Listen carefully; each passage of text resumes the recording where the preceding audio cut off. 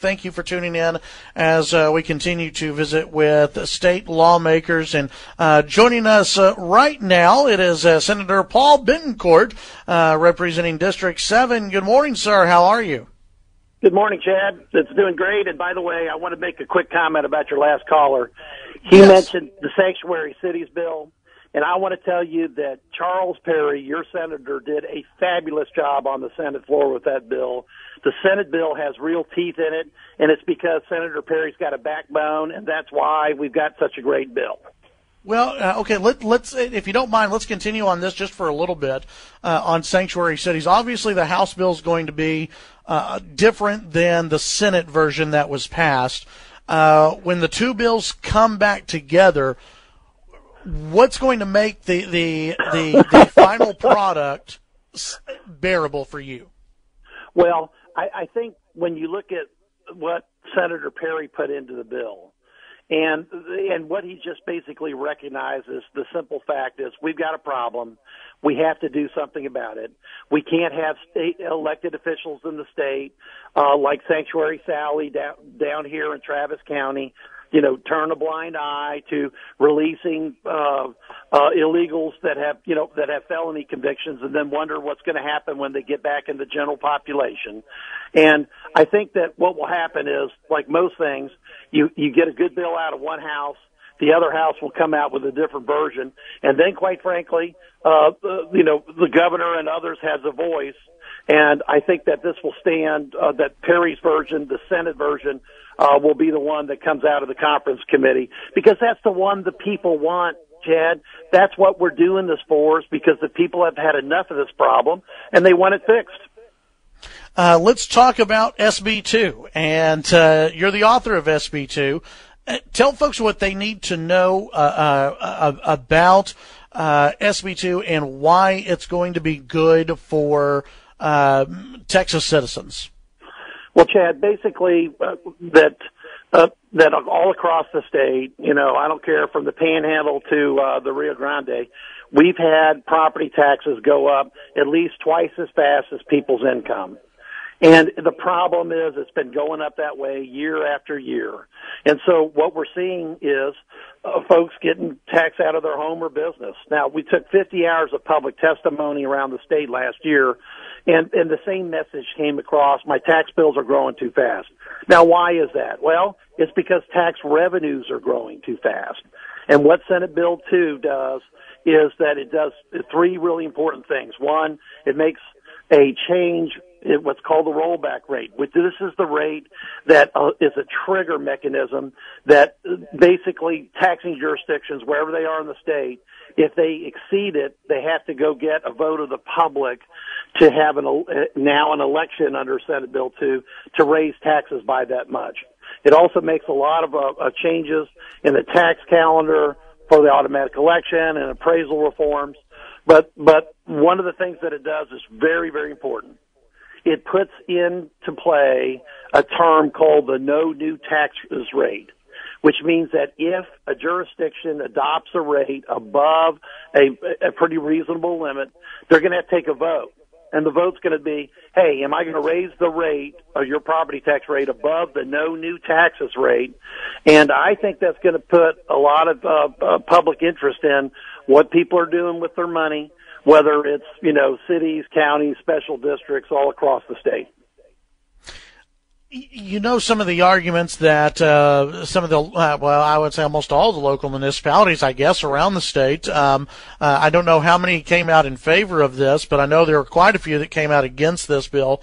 There were some who said this is going to jeopardize firefighters, police officers, and first responders, and it's that quote made its rounds in the newspapers.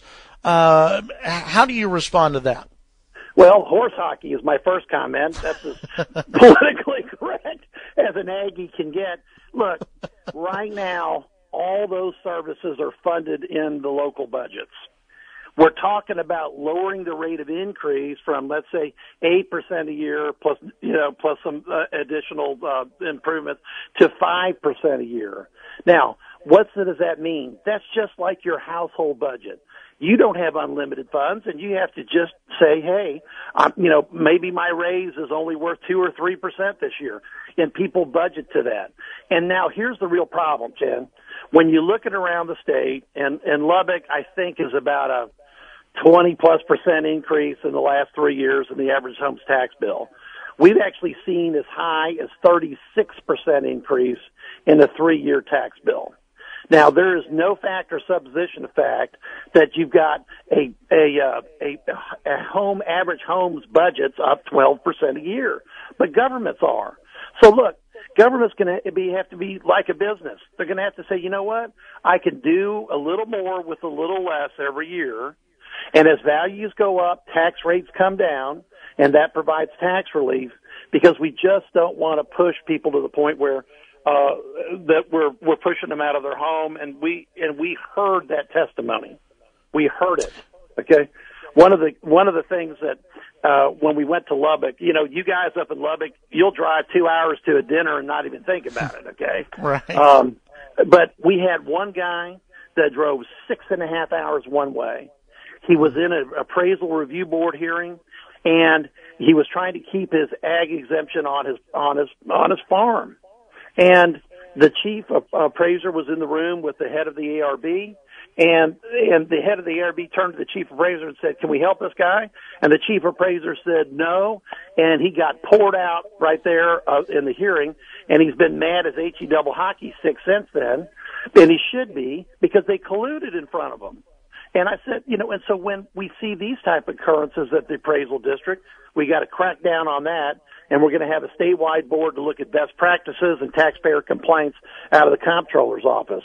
Because enough's enough, Chad. These increases are too fast, too rapid, and you know what? Government can pull the brakes on it. Now, most governments aren't growing this fast, Jen. They're not growing 8, 9, 10% a year, especially out in the Panhandle. But if you do have governments that are growing that fast, take notice, because SB2 is going to put the brakes on it.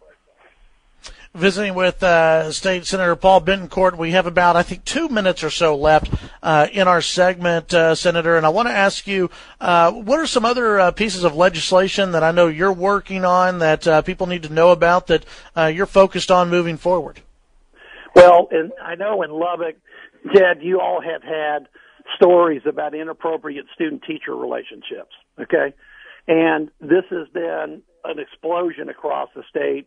In the first 5 months of the fiscal year, we've had a 43% increase in the reported problems between educators and students.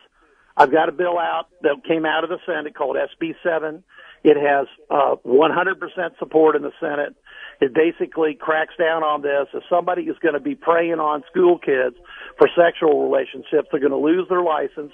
And if the DA is moving, they're going to be, spend some time behind bars. We can't have people what are called passing the trash, which in the education system is people go from one school district to the next.